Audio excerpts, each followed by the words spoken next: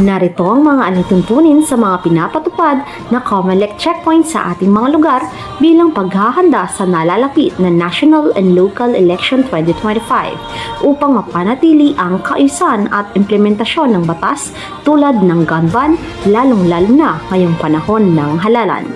Dapat magkaroon ng isang COMELEC checkpoint sa bawat lungsod o munisipalidad at dapat ito ay pinamumunuan ng isang police commissioned officer. Ang mga tauhan o miyembro ng pulisya na nakatalaga sa mga checkpoints ay dapat nasa tamang bihis. Dapat maliwanag ang lokasyon ng naturang checkpoint upang madaling makita ng mga motorista.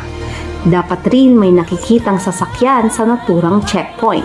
Ito dapat ay markado ng may PNP markings. Bawat checkpoint ay dapat may nakapaskil na malinaw na palatandaan o signage na may sukat na 3 feet by 4 feet at madaling mabasa ng mga motorista.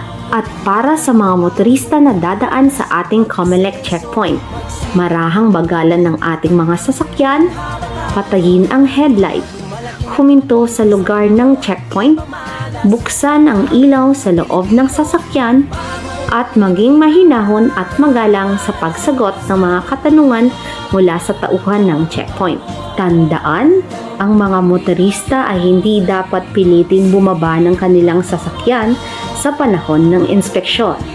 Visual search o pagsisiyasat sa pamamagitan ng tingin lamang ang nararapat. Ipakita ang lisensya at rehistro ng inyong sasakyan.